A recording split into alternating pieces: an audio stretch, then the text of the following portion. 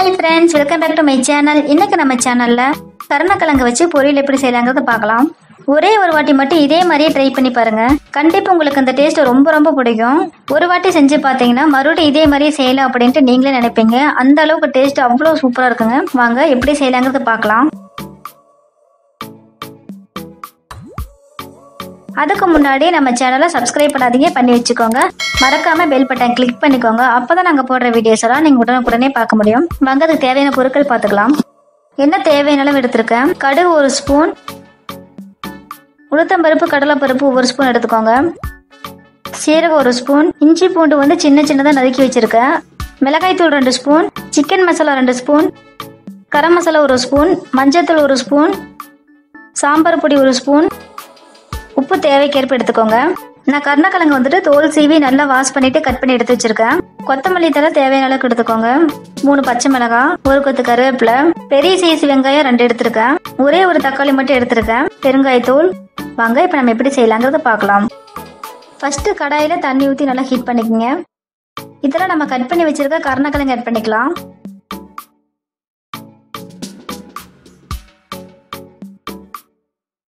தேவையான அளவுக்கு உப்பு ஆட் பண்ணிக்கோங்க. இது 10 நிமிஷம் நல்லா வேக விடுங்க. ரொம்ப அதிகமாக வேக விடக்கூடாதுங்க, குழஞ்சு போயிடும். கரெக்டான பதத்தில் எடுத்துடணும். இப்போ இதை தனியாக எடுத்து வச்சுக்கலாம்.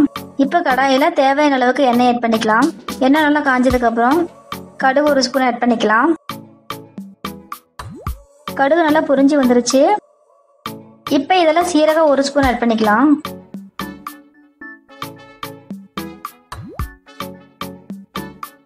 உளுத்தம்பருப்பு கடலைப்பருப்பு 1 ஸ்பூன் ஆட் பண்ணிக்கலாம். இது கூடவே நறுக்கி வச்சிருக்க 3 பச்சை மிளகாய் ஆட் பண்ணிக்கலாம். 1 கொத்து கருவேப்பிலை ஆட் பண்ணிக்கோங்க. கொத்தமல்லி தழை கொஞ்சமே ஆட் பண்ணிக்கோங்க. இப்போ நறுக்கி வச்சிருக்க வெங்காயத்தை ஆட் பண்ணிக்கலாம்.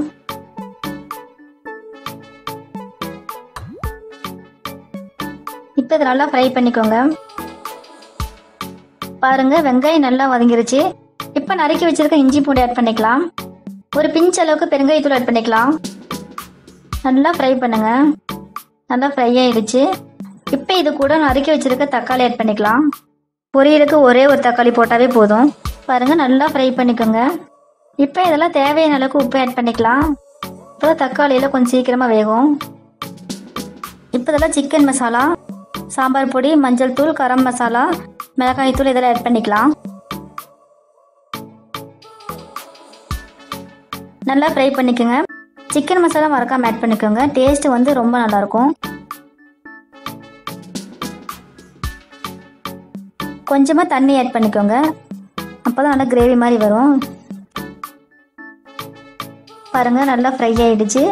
பாருங்க எண்ணெய் நல்லா தெளிஞ்சு வந்துருச்சு. இப்போ இதெல்லாம் நம்ம கட் பண்ணி வச்சிருக்க கருணக்கிழங்கு ஆட் பண்ணிக்கலாம். இப்போ இதை நல்லா ஃப்ரை பண்ணி விடுங்க. நீங்கள் கண்டிப்பாக இதே மெத்தட்லேயே ஒரே ஒரு வாட்டி மட்டும் ட்ரை பண்ணி பாருங்கள். உங்களுக்கு கண்டிப்பாக ரொம்ப ரொம்ப பிடிக்கும். டேஸ்ட் அவ்வளோ நல்லாயிருக்கும்.